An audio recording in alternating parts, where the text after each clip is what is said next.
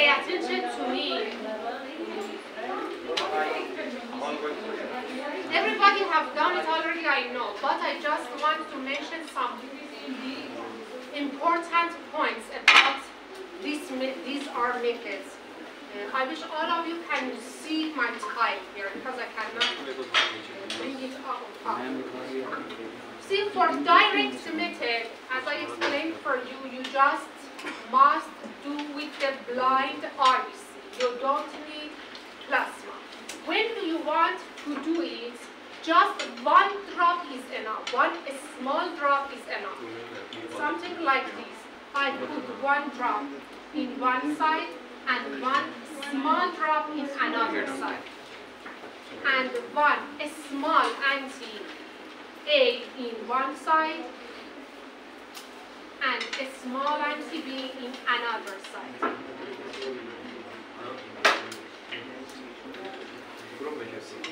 And after that, I mix it as size as a coin is enough. Just is enough. And after that, I clean my tube because of prevention of contamination between anti-A, anti-B, and others.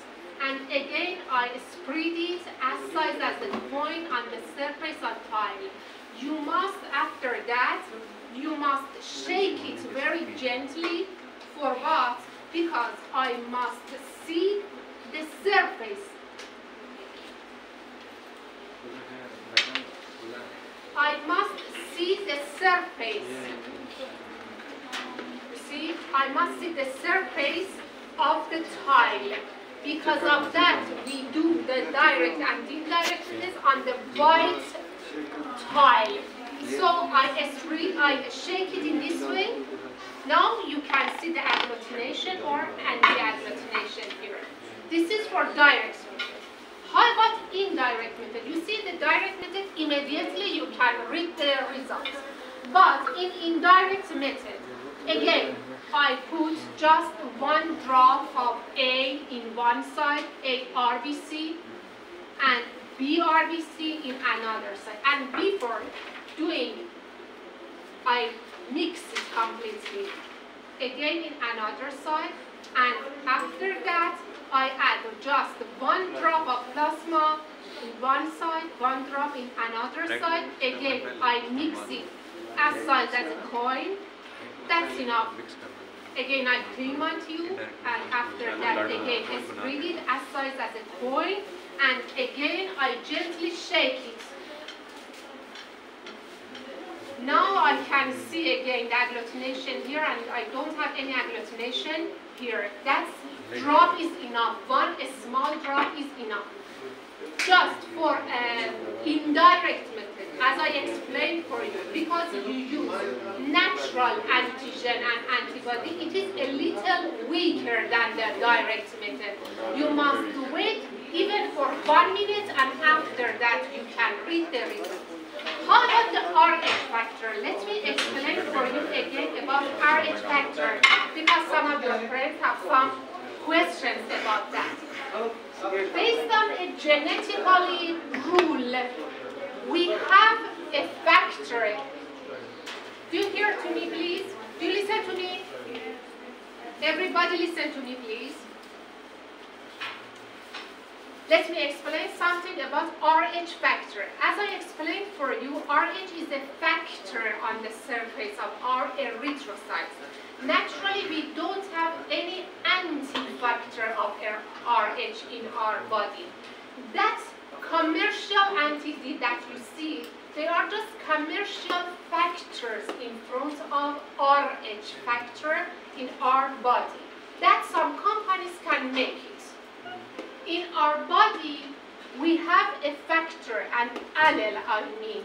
Genetically, we have one allele for RH. That we call it D factor. Do you remember? We have D factor for RH. If it is maybe big, maybe small.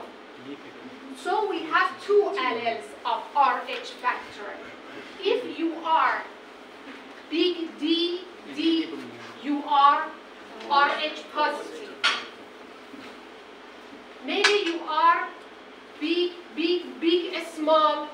Again, you are Rh positive. Maybe you are small, small d, you are Rh negative. Maybe you are again d, big, small, again you are Rh positive. And something like this, you know about that, that's genetically. Because of that, you just have this factor, I mean D factor, on the surface of your erythrocytes. It is not antigen, so you don't have any antibodies in your plasma. How you can detect the Rh factor in vitro system, I mean in the laboratory, you must make some anti-factor of D in the laboratory. We make it already and we buy it from some companies. We call it anti-D.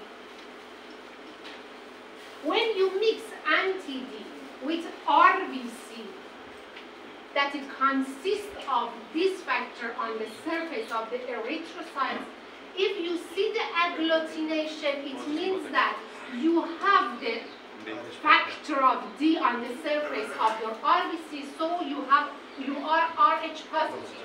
If you don't see any agglutination, it means that you don't have this factor on the surface of your RBC, so you don't have any agglutination, so you are Rh negative. Is it clear?